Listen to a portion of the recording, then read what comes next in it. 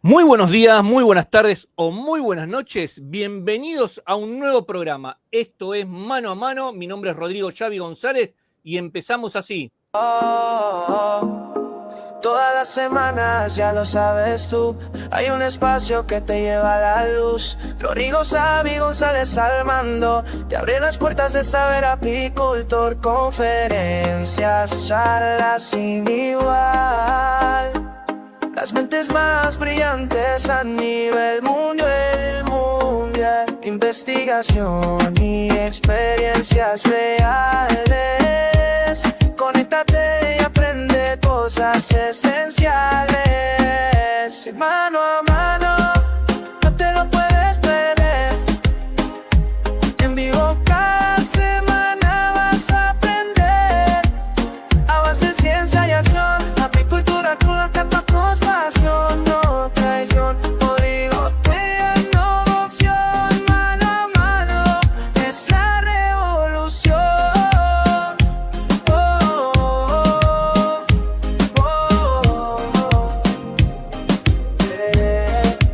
Desde la colmena hasta el laboratorio, estrategias prácticas y todo el repertorio. Expertos que comparten su visión, una comunidad con el mismo corazón. Mano a mano, no te lo puedes perder. En vivo cada semana vas a crecer. Sintoniza, toma el control del futuro apícola y su evolución. Rodrigo te espera con información.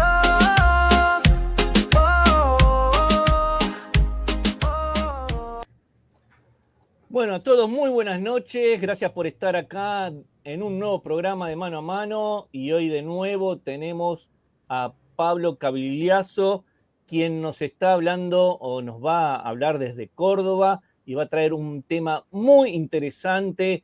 Va a romper mitos que tuvimos los apicultores durante muchos años, que tiene que ver con el tema de la soja. Estábamos hablando fuera de cámara que nosotros, cuando empezamos con este tema, nos íbamos alejando cada vez que venía alguien y nos ponía soja cerca de las colmenas, nos enojábamos y nos teníamos que ir trasladando, bueno, a base de investigaciones, cambio climático y todo lo que ellos hacen, nos traen una nueva información e investigaciones que nos van a hacer cambiar este paradigma o este pensamiento que tenemos.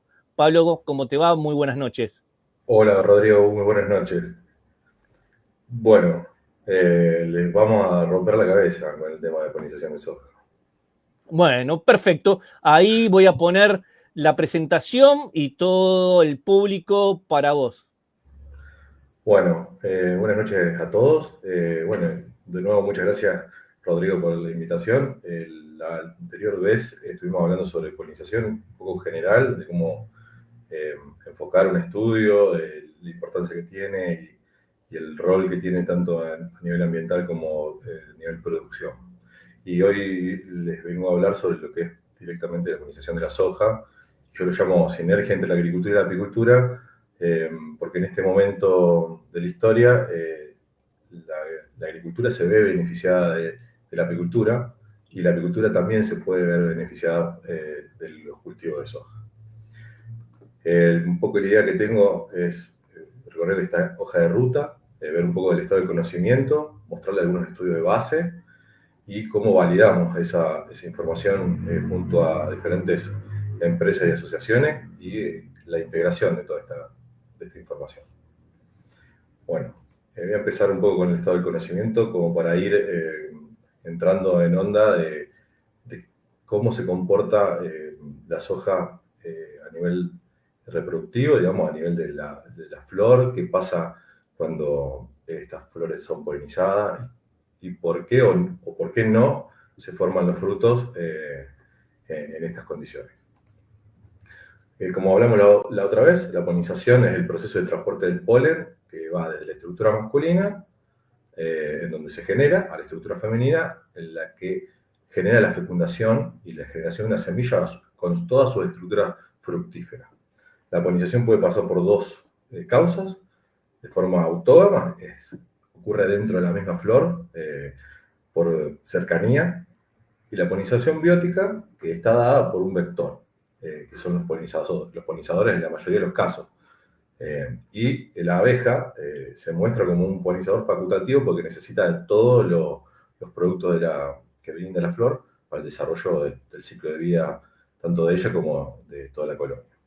Y cuando hablábamos de fecundación, se refiere a que cuando llegan los granos de polen, la parte femenina de la flor, germina un tubo de polen en donde está toda la información genética masculina y llega hasta el óvulo, donde se fecunda, y eso es lo que trae aparejado la formación de las semillas y sus frutos.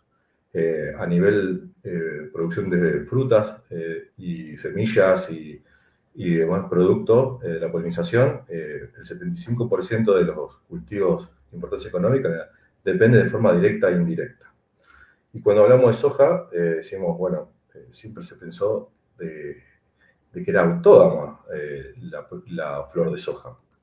Y lo que se sabe es que tiene dos tipos de flores la soja. Una flor que se llama cleistógamo, o una flor cerrada, digamos, en donde se produce la autopolinización, y una flor abierta, en donde se produce la polinización biótica. Hay diferentes configuraciones florales de las flores de soja que están sesgando uno u otro tipo de polinización.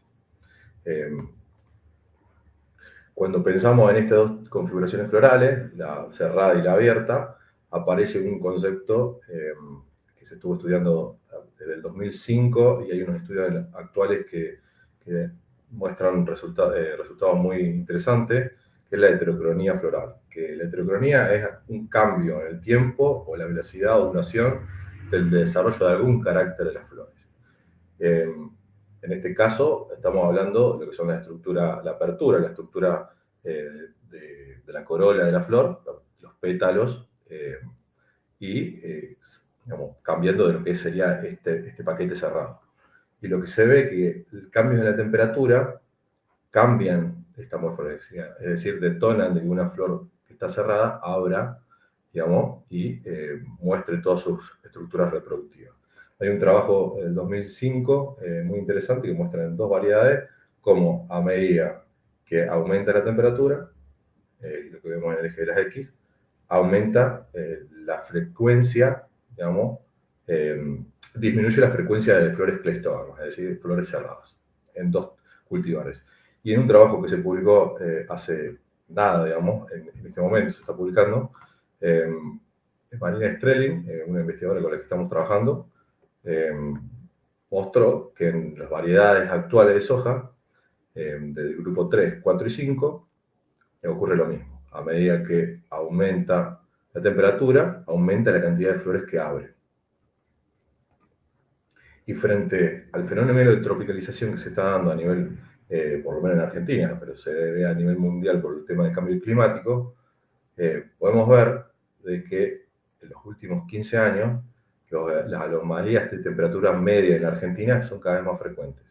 Comparado a la época, digamos, la época del 60, donde se evaluó la respuesta reproductiva de la soja frente a la polinización. En la zona de mayor producción de soja, vemos que se generan, digamos, las mayores anomalías. Provincia de Córdoba, donde generamos nuestros estudios, provincia de Santa Fe, provincia de Buenos Aires. Bueno, desde el 2021, Lucas Garibaldi, con un trabajo muy, muy importante, digamos, llama a la producción de soja a integrar la ciencia de la polinización. Él hablaba de que había un aumento medio de rendimiento del cultivo del 21%, evaluado a través de 23 contrastes, que los aumentos de rendimiento de la soja debido a otros, digamos, y comparó, digamos, al aumento del rendimiento de la soja debido a otros factores como los genéticos y los de gestión, que solo son del 8 al 15%, siendo aumentos de rendimiento con la polinización del 21%. en el año 2023, hace 2 años atrás, un grupo de investigadores, en el marco de un proyecto muy grande, el proyecto SURPAS, evaluaron en 28 contrastes en diferentes latitudes del país cuál era la dependencia del cultivo de soja comparando digamos, flores excluidas de la polinización, la autogamia, flores abiertas y flores que estaban abiertas y se le había suplementado abejas. Y encontraron que en promedio había una reducción de la producción de un 30% si no había polinizadores en el sistema, digamos, lo que pasaba en estas exclusiones, y que disminuía la latitud, digamos, disminuía la dependencia en función de que aumentaba la latitud. Es decir, a medida que nos acercamos al Ecuador, zonas más tropicales, había una mayor dependencia a la polinización. Y esto se debe a que hay más cantidad de flores abiertas dentro del cultivo. Ese comportamiento que veíamos de flores abiertas, flores cerradas, esa relación con la temperatura en un contexto de cambio climático, está dando estos patrones. A medida que estamos en sistemas más tropicales, mayor dependencia del cultivo porque habrán más esas flores y necesitan de un vector para la transferencia del polen. Y esto también se evaluó a nivel de la región noroeste de la Argentina, cómo contribuían los diferentes polinizadores, una zona subtropical, con un 40% de la dependencia en esa zona. Y además midieron si había un efecto diferencial entre flores de color blanca y púrpura, encontrando que las flores púrpuras eran más atractivas. Encontraron diferencia a nivel de grupo de madurez. Había grupos de madurez que eran más dependientes, como el grupo 4, el grupo 6 en este caso. Y también sí, había un efecto de los eventos de transgénesis y no encontraron diferencias significativas entre los diferentes estudios. Y otra pista que nos da la importancia de la interacción de las abejas es que, por ejemplo, en estos estudios de la provincia de Córdoba, encontraron que las flores que estaban visitadas por abejas tenían 4 veces más granos de polen depositados en sus estigmas. Y en planteos como los de Decio Luis Gazzoni, brasilero, que maneja hace 4 o 5 años abejas en cultivos de soja, ellos han encontrado unos resultados muy interesantes de un 13% de rendimiento, de reducción promedio de la producción sin polinizadores, que eso equivale más o menos a 640 kilos por hectárea de incremento de la polinización. Con toda esta información de marco, digamos que es un montón y muy contundente, nosotros planteamos protocolizar todo esto que había a nivel académico y plantearlo en un experimento ajustado de polinización aplicada en cultivo de soja. Eso fue en la campaña 2023-2024. Hicimos un diseño del experimento con contrastes de jaulas que excluían a las plantas de polinización, diferentes puntos en el espacio, algunos contiguos a estas jaulas y otros no, en donde evaluábamos lo que pasaba con la polinización biótica. Para esto se marcaban flores en diferentes etapas reproductivas de la planta y se seguían 3 nudos de cada una de estas plantas, el desarrollo de cada una de estas flores, y en R6, digamos, cuando están ya maduros los frutos, se calculaba la cantidad de cuántas de estas flores se habían transformado en vainas, se calculaba el porcentaje de fructificación, y a cosecha se medían otros parámetros como la relación semillas-vaina, el peso de 1000 semillas, el peso total por unidad de superficie, biomasa, calidad. Toda esta información nos da idea de cuál es el impacto que tiene la polinización de abejas, o la polinización en general, la polinización biótica, sobre el cultivo. Y después, en paralelo, se evaluaron las interacciones abeja-cultivo de soja. Nos sentamos a ver cuántas abejas estaban visitando las flores de soja, contamos un set de flores iniciales y se estimó la frecuencia de visitas para flor. La frecuencia de visita se calcula a través de las visitas realizadas sobre, digamos, divide las flores observadas. Y indica la tasa con la que los polinizadores visitan las flores. Y en este contexto, esto se podía referir a la probabilidad de que cada flor sea visitada por un polinizador, o por cuántas visitas genera un polinizador y qué frecuencia tiene dentro del ensamble. Eso nos da idea de cuántas interacciones había en el cultivo. Y a su vez nos permitía, digamos, en las colmenas, determinar si estaban trayendo el polen de la soja que nosotros pretendíamos que polinice. Entonces hicimos análisis palinológicos y pudimos encontrar presencia de polen de soja. Además, lo que hicimos es un diseño espacialmente explícito. ¿Qué quiere decir? Que sabíamos dónde tomábamos los datos digamos, geográficamente, georreferenciados. Podíamos saber que a qué distancia estaba la fuente de polinizadores, que era las colmenas, o, en el caso de algún polinizador nativo, de las áreas naturales que encontrábamos dentro del lote. Utilizamos categorías de distancia, una categoría de 150 metros, que nos daba la relación de 10 colmenas cada 7 hectáreas, y otra relación de distancia de 300 metros, que nos daba la idea de que cuánto aportaban 10 colmenas a 28 hectáreas. Pudimos tener, en cada uno de estos puntos teníamos todos los parámetros de productividad, y también teníamos los parámetros de interacciones, digamos, frecuencia de visita. Y entre toda esta idea que teníamos de qué pasaba con la flor, digamos, a nivel de cleistogamia, a flores abiertas, flores cerradas, me asocio con Marina Strelin, una ecóloga de evolución, y empezamos a trabajar esa cajita cerrada, esa cajita negra que digo yo, que es lo que pasa dentro de la flor desde que llega el grano de polen y se forma una semilla. Entonces, a través de diferentes métodos de inflorescencia, pudimos ver el desarrollo de los granos de polen de la soja, y pudimos ver cómo estos granos de polen interactuaban con las partes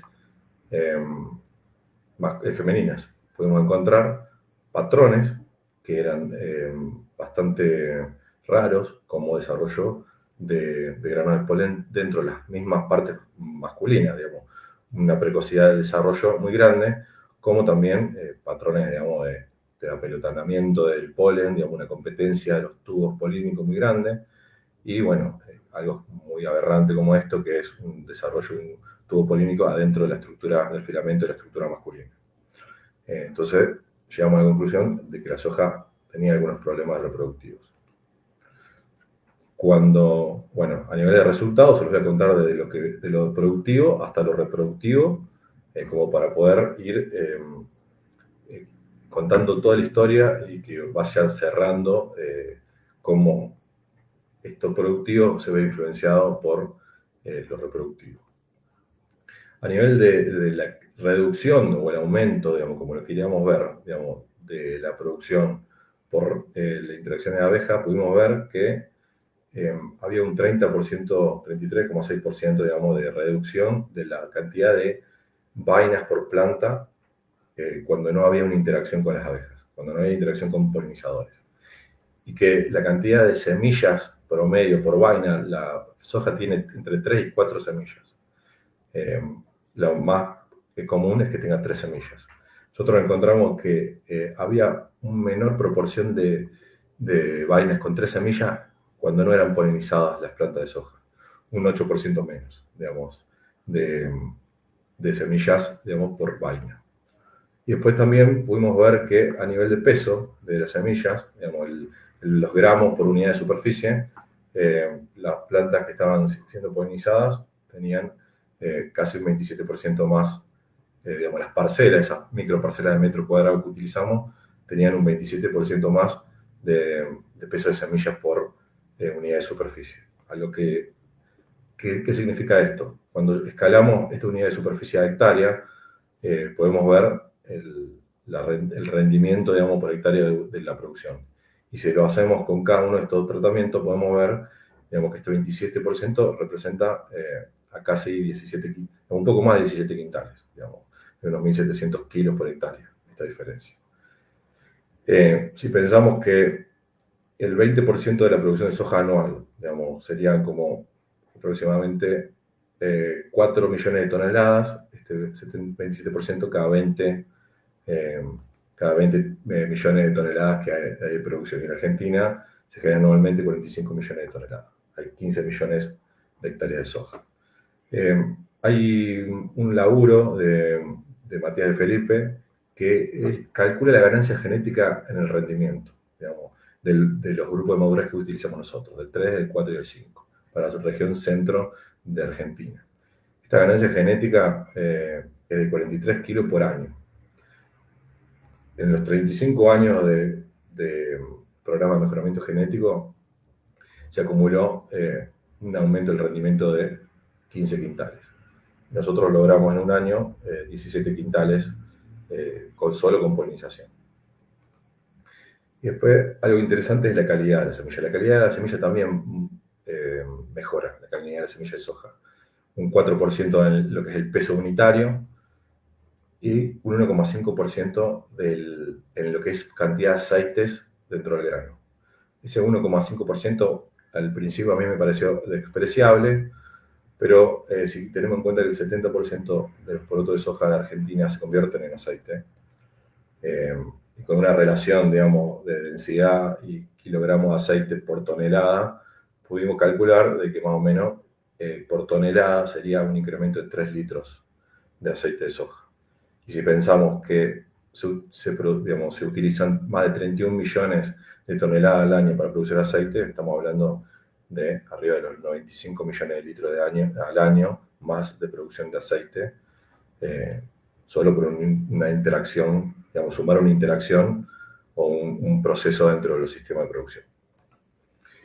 Bueno, cuando hablamos de abejas y su interacción en el cultivo de soja, pudimos mostrar, digamos, que la abeja de la miel interactúa sistemáticamente con las flores de soja dentro de un mar de soja, y como ven que las flores están bajo como un canopio verde de hojas, casi no se ven. Ahí está. Cuando evaluamos, por ejemplo, lo que quisimos ver es si podíamos ver hasta qué distancia volaban las abejas dentro del lote y era efectivo la polinización, y si había una relación entre la formación de frutos de la soja con la frecuencia de visita.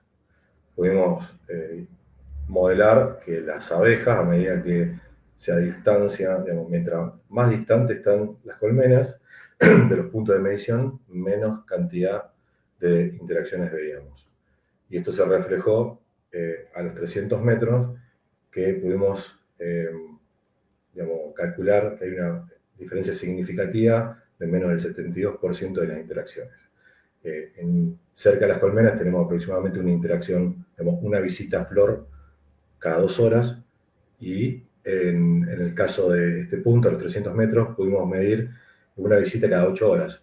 Y si pensamos que la flor de soja abre solamente un día,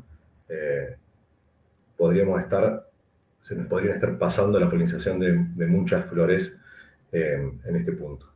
También pudimos ver, digamos, que esta frecuencia de visita, lo mismo que veíamos acá, tiene una relación positiva y significativa con la cantidad del porcentaje de vainas formadas en los diferentes puntos de medición. Y si vemos los rangos de distancia, acá tenemos los de menos de 150 metros, los tenemos ubicados en el punto de mayor frecuencia de visita. Los de más de 300 metros los tenemos más cerca de la base de la curva. Y bueno, pensando en esta cajita cerrada que era la flor, digamos, la soja, estas flores abiertas, flores cerradas, cuando medimos el porcentaje en todos esos frascos que colectamos de flores, qué porcentaje de flores había abierta y cuántas cerradas, pudimos encontrar un porcentaje de una relación de 3 y 1. Una flor cerrada cada 3 flores abiertas. Nos metimos con el tema de epiflorescencia a ver qué pasaba a nivel reproductivo. Les muestro un patrón de lo que sería lo normal, digamos, granos de polen que están fijados en la cabeza estigmática de la flor, y con la señal, digamos, de esta fijación se genera el crecimiento del tubo polínico adentro del tubo del pistilo, y en el caso de la soja encontramos esto. Digamos, un apelotonamiento, digamos, de los granos de polen, desarrollo en cualquier lugar y algunos tubos polínicos donde tienen que ir, digamos, en la parte del pistilo. Encontramos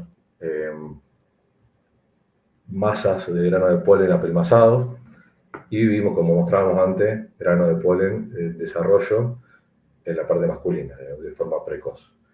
Esto se llama polen recalcitrante, digamos, un polen que tiene una precocidad de desarrollo muy grande, que solo sería eficiente en un tipo de flor cerrada, digamos, porque en este caso las flores, digamos, no alcanzan a polinizarse porque están germinando en donde no va. Y cuando nos pusimos a evaluar, digamos, armamos un índice de qué tan abierta está la flor y medimos qué cantidad de esto estaba desarrollado en función de la apertura floral. Pudimos ver que mientras más abiertas están las flores de soja, más cantidad de polen que se germina, digamos, llegando a casi el 100% de los polen que estaban en las flores, tienen un desarrollo, digamos, fuera de los lugares donde tendrían que desarrollarse, por lo tanto son inviables. Ese polen, aún siendo que llegue a la parte femenina, no podría polinizarla. Entonces, en ese punto nos preguntamos por cómo se poliniza la flor de soja, digamos. Si el mismo polen que antes veíamos que autopolinizaba la flor es inviable, ¿cómo se poliniza la flor de soja? Y empezamos a trabajar con los datos, a modelar los datos y pudimos encontrar esto, digamos. Acá abajo vemos la proporción de polen prematuro germinado, que va de 0 a 100, digamos, por ciento. Esta es la frecuencia de visita, que va de 0 a 2 visitas cada hora, una visita cada 2 horas, y 2 núcleos en donde veíamos que había mucho desarrollo de tubos polínicos. Cuando no había frecuencia de visita y no había proporción de polen prematuro desarrollado, que es cuando la flor está cerrada, o en la otra punta, cuando había mucha frecuencia de visita y todo el polen de la misma flor estaba madurado antes de tiempo, digamos, era inviable. Y ahí, en este punto, podemos encontrar a la abeja, que es la que transporta los granos de polen viables de flor a flor. Y los podemos ver. Estos son un análisis, una placa palinológica de polen corbicular de la abeja, y podemos ver el grano de polen de soja junto con el polen de otras marejas. El grano de polen que transporta la abeja es polen viable.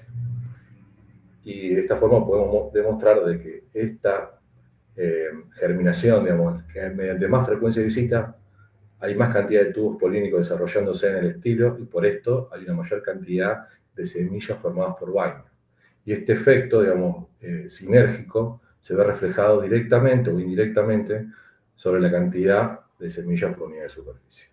La interacción de la abeja impacta directamente a lo que es la producción de semillas por unidad de superficie. Y los nativos también tienen un soporte. Los nativos, vemos acá una gráfica de frecuencia de visita que va, digamos, desde el núcleo de la fuente de polinizadores nativos y se va alejando en las diferentes direcciones. Podemos ver que ya a los 200 metros de la fuente de polinizadores tenemos una caída de casi cero y empieza a aumentar de nuevo a medida que nos acercamos a otra fuente de polinización, como esta tapera o un camino que tiene una bordura. Bueno, toda esta información recabamos en un primer año con un experimento. Muy bien pensado y con unas mediciones muy exhaustivas. Todo esto lo teníamos que protocolizar y validarlo. Eso lo hicimos en esta campaña anterior a través de la asociación con varias empresas, como la Cooperativa General Paz y la Asociación de Productores Rurales, que ellos pusieron campos y fondos para seguir tomando datos, desarrollos tecnológicos con la empresa de Vivey, en donde se intentó poner a punto un índice para poder estimar de forma indirecta la eficiencia del forrajeo de las abejas, y generar conocimiento como el que vimos a nivel de como el mecanismo, digamos, de polinización de la soja a través de estudios de epiflorescencia y polínicos, y generar matrices de valoración de estos servicios de polinización para poder formalizar y profesionalizar esta actividad. En primer punto, medimos el impacto, digamos, a nivel productivo, de nuevo, a escala con los mismos productores. Repetimos este protocolo, armamos nuevas exclusiones en diferentes campos, en este momento eran 4. Comparamos nuevamente los protocolos de tratamiento, polinización abierta, polinización cerrada. Marcamos ramas, se llevó al punto de cosecha junto con los productores, lo trabajamos todo con los productores y volvimos a tener resultados prometedores, este año usando el doble y 5 veces más abejas en diferentes campos, encontrando aumentos ya en este caso de un 36% de formación de vaina, 58% de peso de semillas, por ejemplo. Volvimos a encontrar los patrones de distancia desde la colmena. A medida que nos alejábamos de las colmenas, había una reducción de la formación de los frutos y lo veíamos representado en los rendimientos a través de monitores en 2 lotes contiguos, 48 quintales en el lote donde estaban las colmenas, 44 quintales en el lote contiguo, pasando los 400 metros. Junto con la Cooperativa General Paz tuvimos métricas similares. Pudimos ver en los monitores de rendimiento que aún siendo que nosotros estábamos trabajando con una submuestra muy chica, en los monitores de rendimiento estaban demostrándose esos resultados y seguían observándose aumentos, digamos, o reducción en el caso de las microparcelas excluidas de más del 47%. En lotes de INTA pasaron lo mismo, entonces, y en los lotes que midieron la empresa VBA tuvimos los mismos resultados, totalmente consistentes. La interesante que midieron los chicos de VBA fue encontramos esa relación sobre la cantidad de vainas y la distancia de forrajeo bien marcada. Después de cerca de los 1000 metros ya no teníamos casi un efecto de los polinizadores. Y a nivel global pudimos calcular que en un periodo de validación, en promedio había un aumento de un 36% de la cantidad de flores que pasaban a vaina, un 9% en el llenado de las vainas, y un peso más de cerca del 6% más por cada grano que se cosechaba. Y esto nos daba aumentos a nivel de rendimiento de cerca del 48%, que es un montón. Entonces, cuando estábamos trabajando a nivel de cultivo, decíamos, ¿cómo podemos nosotros mostrar o qué indicador podemos tener para determinar que la abeja está interactuando con el cultivo, cuánto está interactuando con el cultivo? Es algo que le interesa al productor, tenemos que contratar un servicio de polinización, tiene su costo y necesita monitorear, y el apicultor también necesita saber cómo está trabajando sus colmenas. Entonces empezamos a ver y elegimos la palinología para esto. Digamos, la palinología es una disciplina de la botánica que se dedica al estudio del polen. Y los granos de polen son muy diferentes entre sí y se pueden utilizar esa morfología para determinar de qué especie de botánica viene. Con el análisis de las cargas polínicas de las abejas, nos permite ver y fehacientemente si se encuentra interactuando con el cultivo que nosotros queremos y cuál es la competencia que tiene este cultivo en el paisaje en otros tipos de floraciones. Como decíamos antes, la Apis mellifera es un polinizador facultativo y trae tanto polen corbicular como corporal. No siempre refleja lo mismo, generalmente el polen corbicular refleja a las especies florales que prefieren como fuente de proteína y lípidos, y el polen corporal refleja a las especies en donde se recolecta carbohidratos, digamos, néctar. Bueno, pusimos a punto una técnica de monitoreo a través de red para no utilizar trampa de polen y influir en el desarrollo de las colmenas. Aparte, el análisis de una muestra de red no es lo mismo que un análisis de una trampa de polen. Y esta técnica consistía en capturar con red a las forrajeras que se encontraban entrando a las colmenas. Se agitaba esta red para que las abejas que tenían polen corbicular lo suelten y se recuperaban esas cargas de polen. Se analizaban, digamos, se recuperaban de entre todo las abejas muertas o mugre que podía haber generado. Generalmente, digamos, la mayoría de las abejas salían volando de la red. Y se le hacía una clasificación botánica a través de patrones que habíamos generado a campo. Por ejemplo, este es el patrón polínico de la soja. Se extraen las anteras, esas anteras se fijan en un preparado y se pueden observar los granos de polen que están adentro, y de esa forma podemos saber qué tipo polínico tenemos y compararlos, digamos, con los diferentes cultivos que estaban en el contexto de cultivo de la soja. Una vez que identificamos el porcentaje de uso de polen de soja y de diferentes otros orígenes botánicos, pudimos ver de que contextos diferentes generan un diferente uso de recursos de polen por la abeja, como es sabido, digamos. La abeja busca los recursos o mayoritarios o los que necesitan, digamos, para suplir su dieta. Acá podemos ver un contenido polínico de la misma fecha en diferentes lotes. Vemos en algunos muy heterogéneos, otros muy homogéneos. En el caso del polen de soja pudimos identificar que era el único blanco dentro de de la composición botánica que había, entonces era fácil de identificar.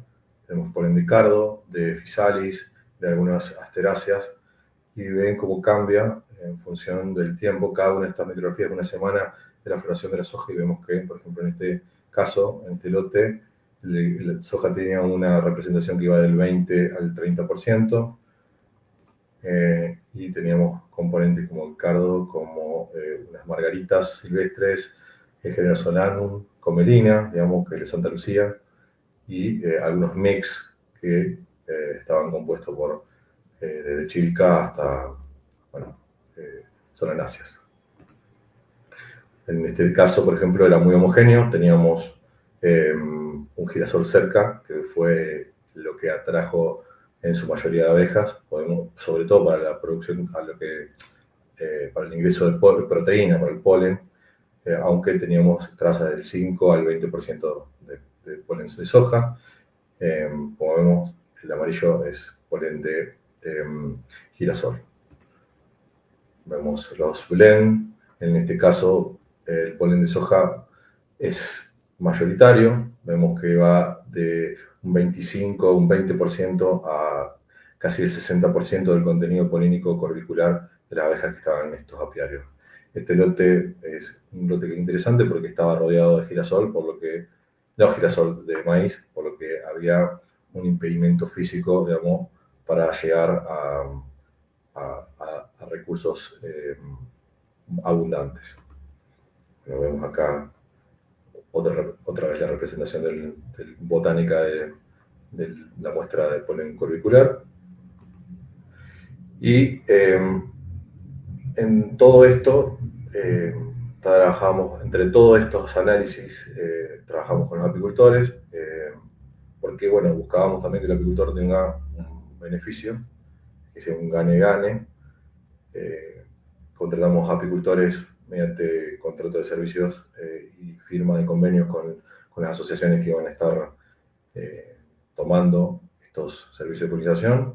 Los contratos se detallaba desde el costo de los honorarios del apicultor por colmena, cláusulas que lo protegen al apicultor de malos manejos en lo que es aplicaciones, compensaciones por muerte de colmena, y aunque también le daba un estándar de calidad de las colmenas que llegaban a los lotes de un parámetro muy alto, como para que tengamos la cantidad de forrajeras que estamos necesitando en los lotes bajo servicio de polinización.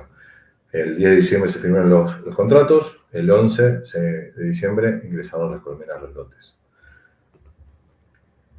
Al momento de cosecha, que fue el 19 de febrero, las colmenas estaban rebosantes de miel, pegadas, algunas con 3 alzas de carga de miel, y el apicultor de las 100 colmenas que utilizó para los servicios de polinización calculó un 26 kilos de miel por colmena promedio. Unas mieles claras, y se encontraban muy contentos, pudimos lograr, digamos, una producción que en otro momento no hubiésemos esperado en un sistema de este tipo. Los apicultores al principio me decían, digamos, que se sentían reacios, digamos, a hacer estos servicios, y bueno, a través de los contratos se sintieron bastante más cómodos, y bueno, con Miguel habíamos trabajado antes en otro tipo de cultivos, así que confiaron y tuvimos muy buenos rendimientos. Pablo, ahí me quería detener, no sé si lo vas a ver después, ¿sí? Que Sí. tiene que ver con lo siguiente, ¿sí? Porque vos estuviste hablando que en la recolección encontraste después determinados otro tipo de polen. Sí. En estos 26 kilos de miel de colmena, ¿los analizaron para saber qué cantidad de miel de soja se cosechó? Porque podría ser miel de otros productos. ¿Ahí es donde me vas a explicar eso? Esto, digamos, cada apiario se le hizo un análisis de las mieles que venían de cada uno de estos apiarios, digamos, sobre todo a los que venían de las asociaciones, que les interesaba saber, digamos, qué porcentaje de polen de soja había en las mieles que salían de este origen, digamos. En el caso, tuvimos porcentajes que iban de 76 a 84% en los análisis polínicos, del polen total de las mieles, digamos, monoflora de soja. Perfecto. Con esos volúmenes, nosotros hicimos un cálculo muy, muy sencillo, pero que nos demuestra, digamos, el grado de interacción que tiene la flor de monocultivo para producir estos volúmenes. Digamos, estamos hablando de 2.600 toneladas de miel aproximadamente, digamos, dentro de un servicio, digamos, que no lo esperábamos nunca. Cada flor de soja tiene cerca de 0,08 microlitros de néctar, que es nada, digamos. Vos necesitas 1.000.000 de microlitros para hacer un litro. Entonces, lo que estamos hablando de que necesitas que la abeja, para que produzca 1 litro de miel, interactúe con más de 13 millones de flores. Vamos, este dato es muy realmente sorprendente, digamos, porque realmente tiene que haber una interacción, digamos, que la abeja tiene que estar llegando al néctar y tiene que estar levantándolo para que podamos encontrar estos niveles, digamos, palinológicos de miel. Y ahora vengo con otra pregunta antes de seguir con esto, ¿sí? Sí. Lo van preguntando los apicultores que están conectados en todas las redes, ¿sí? Y tiene que ver, cuando analizaron este tipo de miel, ¿sí? Donde predomina la cantidad de soja, ¿se han encontrado trazas de algo que prohíban la exportación? Ahora les muestro. Teníamos 2 lotes en donde se había planteado la idea de cómo manejamos la inocuidad o cómo manejamos las diferentes gestiones que hace el productor dentro de su lote, digamos, de su sistema de producción. Entonces, planteamos 2 situaciones con las asociaciones. A una de las asociaciones le dijimos, bueno, sigan trabajando como están trabajando y no nos digan qué es lo que hacen. Y con el otro lote dijimos, bueno, con ustedes vamos a trabajar fino el manejo del apiario para prevenir aplicaciones. Entonces, teníamos un lote que se aplicó con avión, a hora del día, y sin un manejo de prevención en las colmenas. Teníamos otro lote en donde se aplicaba de forma terrestre, de noche, y con un manejo, digamos, en donde nosotros cubríamos la piquera de las colmenas a las 7 de la tarde, más o menos, 7 y media de la tarde, cuando está toda la forrajera adentro prácticamente. Y el aplicador pasaba 9 y media de la noche aproximadamente sobre el lote donde teníamos las colmenas, y se sacaba la cobertura de la piquera cerca del mediodía. o a mitad de mañana, cuando veíamos que las gotas sobre las hojas se secaban, ahí abríamos la colmena para que sigan forrajeando.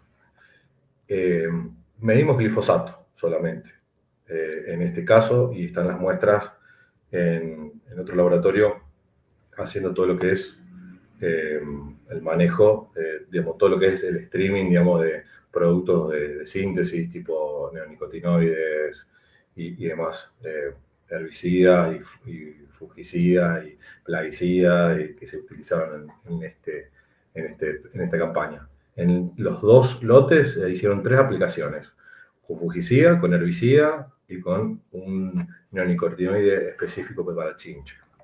Por lo que nos interesa mucho saber idea de qué pasa, y tenemos un contraste donde un lote no se aplicó nada. Encontramos esto a nivel de glifosato. En el lote que no tenía manejo no, esto está al revés. Perdón. En el lote que no tenía manejo, digamos, de las colmenas y las aplicaciones, tenían 61 ppb de glifosato. Y los lotes que tenían un manejo, aplicaciones nocturnas y tapada de piquera, encontrábamos 43 ppb de glifosato. Los límites de tolerancia son de 50 ppb, por lo que un buen manejo te puede mantener abajo del límite de tolerancia, lo que un mal manejo no lo hace. Discúlpenme, está cruzada los números, pero eran así. No, está bien, se entiende. Y bueno, a nivel de rentabilidad, como les decía antes, yo estoy haciendo el cálculo en un lote de 40 colmenas, calculando logística, 4 viajes, venían los chicos una vez por semana a poner material, un empleado, 8 días de trabajo, 40.000 pesos argentinos día, los tambores para exportación de lo que necesitaban, digamos, de la miel cosechada, los costos de servicios fueron de $50 por colmena, que se pagaron las empresas para introducir colmenas, y bueno, según el costo de exportación, digamos, para el kilo de melena en Argentina, digamos, y las 1.120 kilos producidos por colmena, nos da un balance positivo de cerca de $3.000 para el apicultor en estas condiciones. Por lo que es interesante, digamos, la propuesta. Sí, siempre y cuando, Pablo, nos paguen el tema del servicio, ¿sí? Porque, digamos, siempre y cuando ahí tenemos un tema muy complicado en Argentina con respecto a otros países donde desgraciadamente tenemos muchos apicultores que regalan el tema de la polinización a base de juntar un poquito de miel o, en el caso del valle, de ir a hacer núcleos y crecer, ¿cierto? Sí. Digamos, en este caso fue todo, como decía antes, contratos. Nosotros usamos los contratos y acordamos el precio de aproximadamente el núcleo con el material inerte, digamos, el precio del alquiler. Si en otro caso, digamos, si hubiera de muerte de colmena de más, por solo el costo del servicio estaría cubriendo esa pérdida. Entonces, nos parecía adecuado el costo. Están trabajando aproximadamente $45 por colmena en sistemas como Girasol, y nos queríamos acercar y nos diferenciar de esos valores. Bárbaro. Sí, decime. Sostengo, digamos, que todo esto tuvo éxito por los contratos, por el compromiso de las dos partes. A mí no me ha pasado nunca que me llame un productor de soja y me diga: Pablo, tenemos que fumigar, ¿qué hacemos? ¿Cómo podemos manejar el tema del lote que está en las colmenas? Pensémoslo, nosotros no tenemos problema de cambiar algún manejo. En ese contexto, las cosas salen bien, pueden salir muy bien.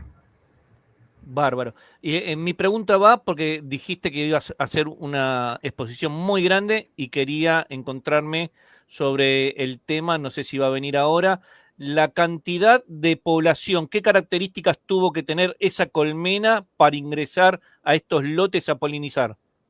Bueno, nosotros pedíamos colmenas muy grandes, digamos, colmenas de 50.000 abejas por colmena, es categoría 1, bien copadas, marcos de cría cerrada, abierta y cría por nacer. Son 9 marcos completos más un alimentador.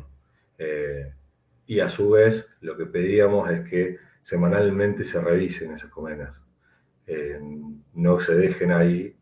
¿Y por qué? Porque vienen pegadas y la población es tan grande que en una semana, y el ingreso de néctar es tanto que en una semana jambran. Entonces, nosotros queríamos mantener esa población, entonces toda la semana se agregaba material si era necesario y la colmena crecía. Eso también lo que le permitía es cada vez más forrajera en el campo, por el tema de ley de Farrar, más volumen de abejas, más porcentaje de abejas forrajeras en el campo, y también le permitía copiar. Y con respecto a la alimentación, ¿era alimentación a base también energética más proteína, digamos, en el jarabe, o cómo lo manejaban? Solo una alimentación con jarabe al inicio y no se le puso más nada, no hizo falta hacer suplementación proteica, nada, digamos, no le pusimos... Ni tampoco lo que se está utilizando últimamente, que es una alimentación inducida para que vaya, digamos, y tome, digamos, esa referencia de ir a buscar este determinado néctar, ¿no? No usamos ningún, digamos, un producto que aumente la eficiencia del forrajeo, ningún atractivo, digamos. Lo que sí nos manejamos fue con la fecha de ingreso. Entramos con el cultivo en un 5%, 10% de floración, y pedimos, por ejemplo, en uno de los lotes que tuvimos suerte que había un alfalfar con florecido hermoso, que lo hagan rollo. Entonces eliminamos la competencia, aparte el productor lo tenía que hacer rollo ya, entonces, digamos, aprovechamos eso, y el ingreso, digamos, cuando la abeja ingresa, cuando está la floración masiva a full, digamos, o iniciando, aprende, digamos, que esa es la flor que hay. En un sistema con tal cantidad de floración, digamos, la abeja se ve atraída directamente por la flor, si no tiene una competencia tan fuerte, digamos, como la alfalfa. Si vos le dejamos la alfalfa al lado, iba a drenar mucho de la cantidad de abejas que teníamos. Que es lo que vimos, digamos, en el lote de girasol, que teníamos un lote de girasol al lado. Bárbaro. Y con respecto a lo que van preguntando muchos, nos dijiste que pedían colmenas muy fuertes. ¿Y cómo salían? No, salieron espectacular. Digamos, salieron fuertes más. Se las llevaron, por lo que estuvimos hablando con los apicultores, ellos se las llevaron a la floración del eucaliptus en el litoral y siguieron produciendo, digamos, y sacaron un volumen equivalente al que habían cosechado durante el servicio de polinización. Digamos, los Así chicos que un promedio de 50 kilos por colmena digamos, que salieron de esas colmenas que venían de la polinización. Así que saliendo de una polinización de soja, yendo al eucalipto, donde tenemos un tema de escasez o de mala calidad de polen en el eucalipto, no se necesitó, digamos, de soja más eucalipto, después darle algo a la colmena porque con proteínas estuvo bien.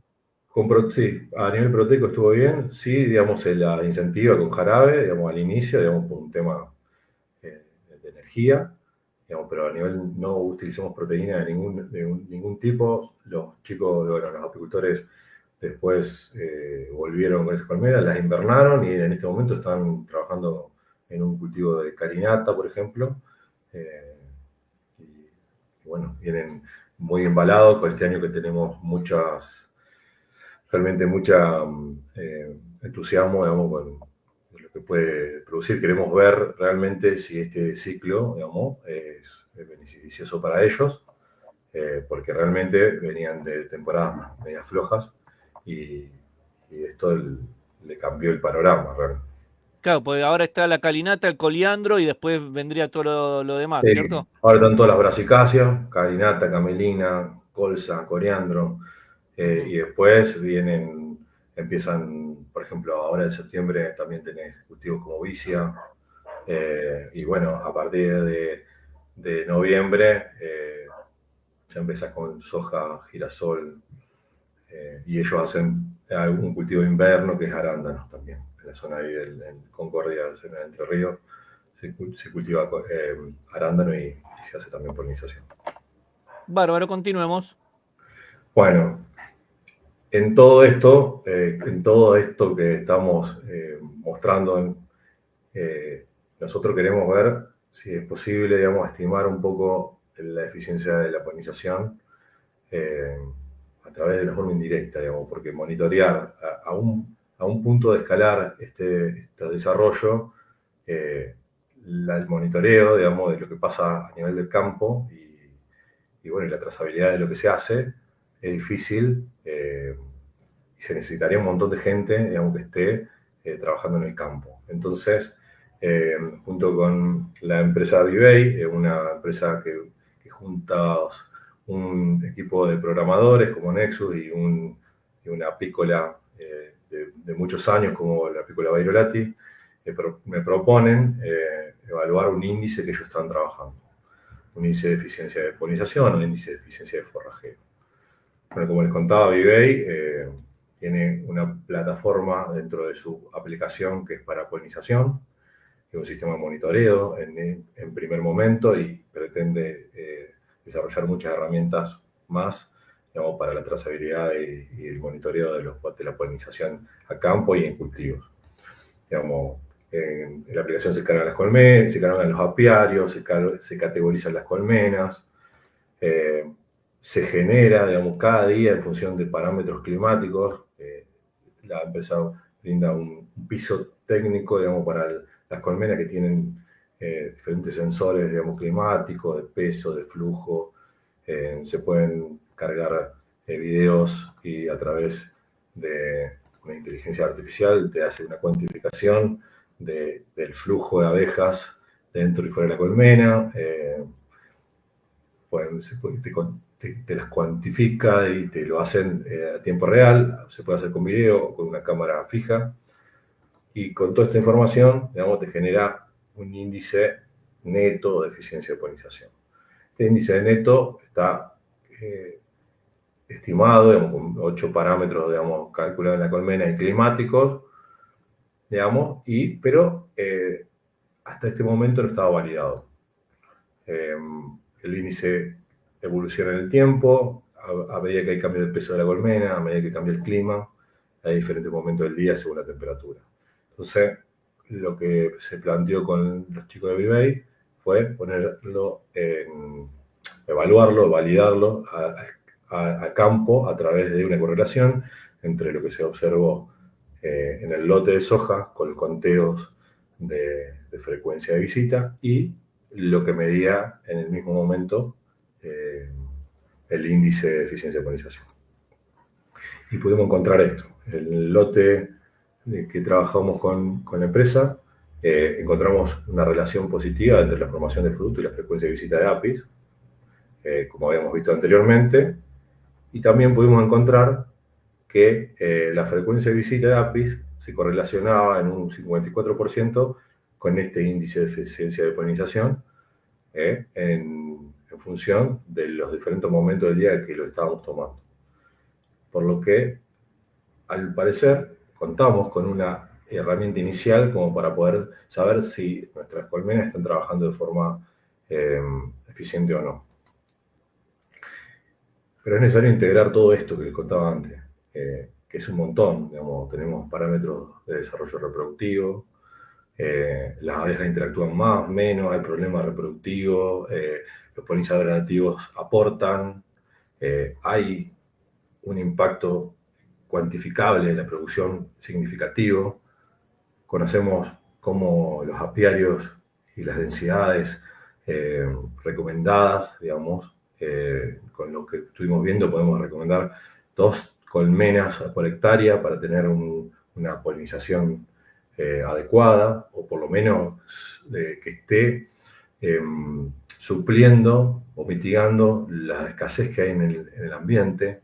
Podemos ver también de que la apicultura puede tener beneficio de esta interacción.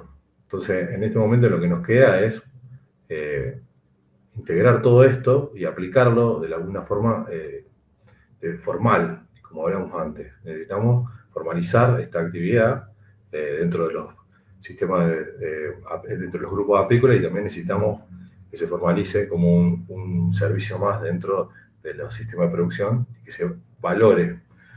Como hablaba vos antes, Rodrigo, en Argentina la polinización no está valorada realmente, el servicio que brinda el apicultor como polinizador. Es más, en muchos casos el apicultor tiene que pagar cuotas de miel o algún mínimo alquiler, y en realidad el valor que tiene que las colmenas estén en esos apiarios y el manejo que hace el apicultor es muy alto, y es necesario que se integre, que se visualiza desde el sistema de producción, desde quienes están gestionando las tierras. Bueno, muchas gracias. Agradezco también te agradezco a vos, Rodrigo, por el espacio, a las cooperativas y a la empresa que estuvieron laburando con nosotros, que invirtieron en el desarrollo de tecnología de información, digamos, aplicada a procesos, y bueno, a compañeras que están tomando todas estas lindas imágenes que tenemos, y un equipo, digamos, de colaborador y participante directo, bueno, que estuvieron participando de una u otra forma para que todos estos experimentos se lleven a cabo. Bueno, Rodrigo, esto es lo que tengo para mostrarte, y bueno, no sé qué te pareció. No te escucho. Me había puesto ahí en muteo. Te felicito, tenemos muchísimas preguntas, obviamente que muchas van a tener, son del extranjero, así que vamos a tener que entender por qué hacen ese tipo de preguntas, ¿cierto? Así que bueno, nos preguntan, ¿sí? La soja en la cual se hizo este trabajo de investigación, ¿es transgénica? Son todas tecnologías de soja transgénesis, en todos los casos. Son grupos que van del 3 al 5. Digamos, los grupos de madurez que estuvimos trabajando y tienen tecnología transgénesis en todos los casos. Digamos, el comercial, son los grupos comerciales que compra el productor normalmente para producir sus campos. Nosotros no pusimos ninguna especificación de genéticas. Perfecto. Y después, este tipo de trabajo, ¿cómo lo ves a futuro para los apicultores de distintas regiones? ¿Considerás que va a ser productivo en el sentido de que se tienen que poner realmente a poner un precio en el servicio, o considerás con tu experiencia que vamos a seguir, por más que esta investigación queda para todos y tenerlo presente, como nos dijiste, a que tengamos que hasta pagar por tener las colmenas ahí?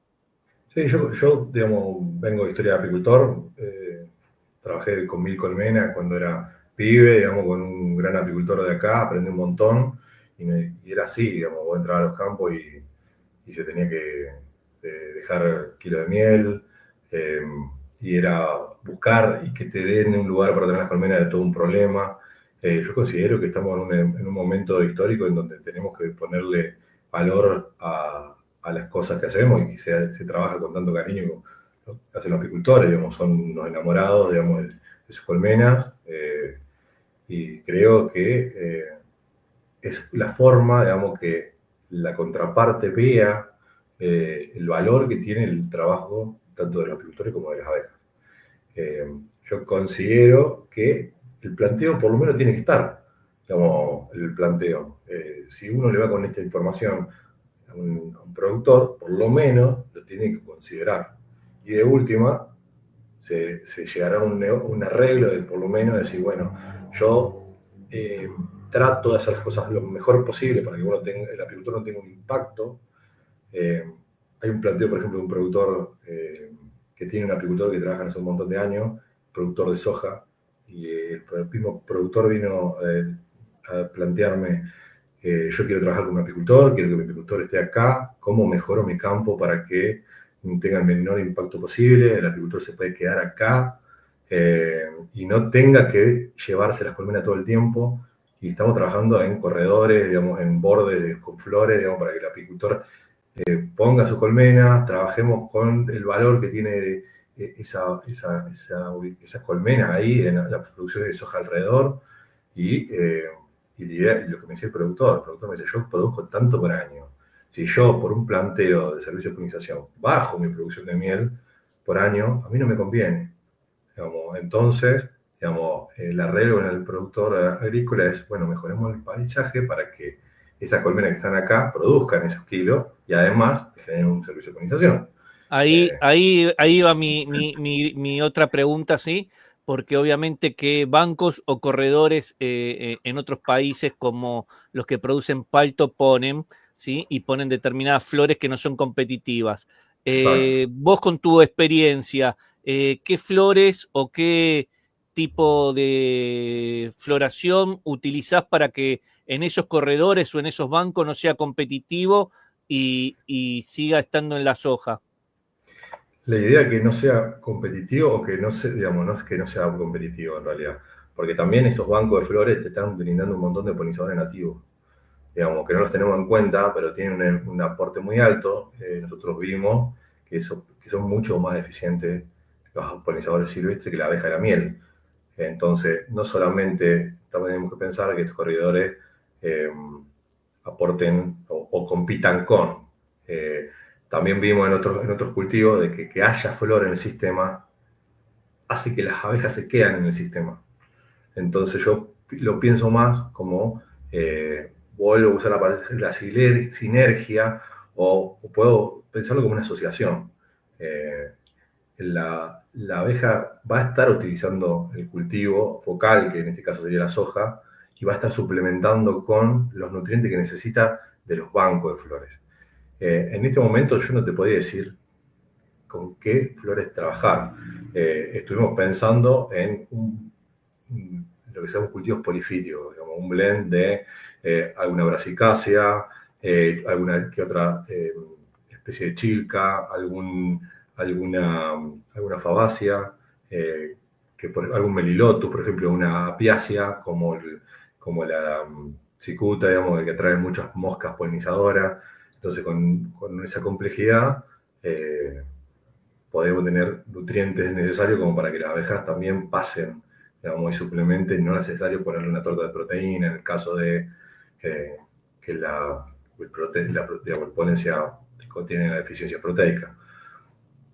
Bárbaro. Y esto, obviamente, que para los que no son de Argentina, este es un trabajo que se está haciendo o que lo hiciste en la parte central. Si nos vamos más al norte, porque nosotros, viste que el tema de lo que es estos desiertos verdes, donde está la soja cada vez yendo más al norte, por decir, ya está llegando a Brasil o entró en Brasil, sí. donde están las abejas nativas. ¿Tenés idea cómo se comportan? ¿Van a investigar sobre ese tema de cómo manejar con ese tipo de abejas? ¿Son atrayentes? ¿Pueden ingresar a la flor? ¿Cómo lo ves ese tema? Mira, nosotros en la zona centro tenemos, yo he visto interacciones con abejas metálicas, digamos, alíctidos, que son esas abejas del sudor, que le dicen verdes metalizadas. Hemos visto muchas interacciones y son mucho más eficientes, las abejas son más chiquitas, entonces interactúan mucho mejor, igual que las moscas sírfidas, son moscas miméticas de las abejas, tienen los mismos patrones, lo puedes ver que tienen unos vuelos así como estridentes en el paisaje, y además de ser polinizadores son controladores biológicos, entonces son como muy buenos aliados. Al norte, la zona Chaco-Santiago del Estero, el grupo de Natacha Chakov hizo unos trabajos muy lindos. Hay muchas bases de datos, esto que yo les mostré al principio dentro del marco conceptual, hay uno de los trabajos son de ellos, se trabajó como 20 y pico, casi 30 lotes dentro de la zona del NOA, digamos, argentino, que es zona subtropical, y están viendo patrones coincidentes con los nuestros, y están viendo mucha más fauna, digamos, de polinizadores nativos. Ya ahí entra en juego la abeja, la sansa, abeja nativa sin aguijón, tipo una tetragonisca, una escaptotrigona. No hay mediciones, digamos, de la eficiencia de esos insectos dentro del cultivo, porque son escasas en este momento las interacciones que se observan. Ustedes tienen que pensar de que en Argentina hay 15 millones de hectáreas y cada vez más están avanzando sobre zonas tropicales y los lotes cada vez son más grandes. Tenemos lotes de 3.000, 4.000, 6.000 hectáreas continuas de soja y eso es imposible, digamos, que estos organismos lleguen más allá de los 200 metros del borde, como estamos viendo en los parámetros de movimiento de los bichos. Entonces, el planteo es muy diferente. Digamos, Claro. porque tendríamos que estar trabajando con corredores que accedan cada 300 metros como para poder generar un flujo de los insectos, digamos, es como, eso es realmente muy complejo, digamos, de pensarlo. Todavía acá los lotes en la zona de mejores son grandes, digamos, pero no alcanzan esas dimensiones. Y entonces, bueno, el desarrollo frente a eso es muy grande, digamos, porque ya teníamos que hacer un replanteo del diseño de los lotes, digamos, de los predios productivos. Sí, igual no creo que el productor, el agricultor quiera hacer hoteles de huéspedes de Sí, determinados hoteles, insectos. hoteles de huésped no, pero podríamos trabajar, por ejemplo, decir, bueno, reducimos el tamaño del lote, digamos, con corredores no tan grandes, digamos, que no tengan un impacto real dentro de la producción, si eso tenemos un aumento de la rentabilidad dentro de tus lotes, digamos.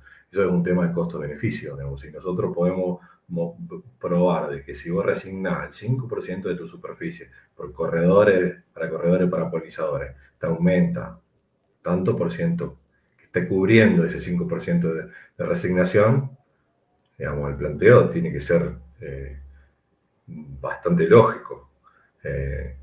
Ahí está a nosotros que podemos estar midiendo eso.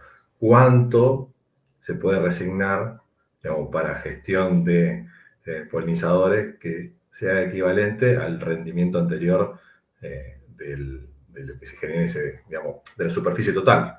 Digamos, hay modelos que se están trabajando sobre eso, es decir, bueno, ¿cuánto yo tendría que estar aumentando el rendimiento para resignar tanto?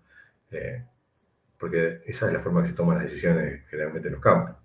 ¿Me es rentable? ¿No me es rentable? Tengo todos estos modelos de producción. Si este modelo me mejora la calidad ambiental, me está dando una sinergia con el apicultor, que a su vez el apicultor tiene una rentabilidad. A mí me pagan o me dan los bonos de sustentabilidad y puedo exportar a otro mercado. Digamos, el modelo se vende solo, digamos. Claro. Entonces, eso es lo que tenemos que calcular nosotros y le tenemos que proponer nosotros, decir, bueno, este modelo tiene estos márgenes, digamos, que son equivalentes o que te da la posibilidad de resignar tanta superficie de tu campo como para poder gestionar este proceso ecosistémico. Perfecto, Pablo, quiero que te quedes. Igual, antes de despedirme, quiero agradecerte. Ojalá que lo que estuvimos hablando se cumpla, todo lo que estás por hacer, y en caso de hacerlo, obviamente vamos a tratar de transmitirlo y volcarlo acá en un mano a mano. Así que bueno, quédate, vamos a despedirnos de todo el público. Recuerden que todos los martes estamos Entre Apicultores, los jueves mano a mano, seguimos teniendo videos los sábados y domingos, así que bueno, compartan esta charla porque fue muy interesante, con mucha información, y nos veremos en lo que es mano a mano el próximo jueves. Nada. Todas las semanas, ya lo sabes tú, hay un espacio que te lleva a la luz. Rodrigo Sabi González al mando, te abre las puertas de saber apicultor. Conferencias, charlas sin igual, las mentes más brillantes a nivel mundial. Investigación y experiencias reales. Conéctate y aprende todo. cosas esenciales. Que mano a mano no te lo puedes perder. En vivo cada semana vas a aprender. Avance, ciencia y acción. Apicultura cruda, catapos, pasión, no traición. Oligotea, innovación. Mano a mano es la revolución.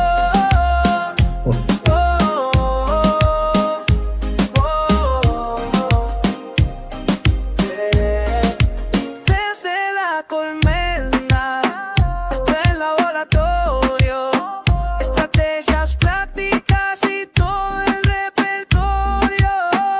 Expertos que comparten su visión, una comunidad con el mismo corazón. Mano a mano, no te lo puedes perder. En vivo cada semana vas a crecer. Sintoniza, toma el control del futuro apícola, su evolución. Rodrigo te espera con información.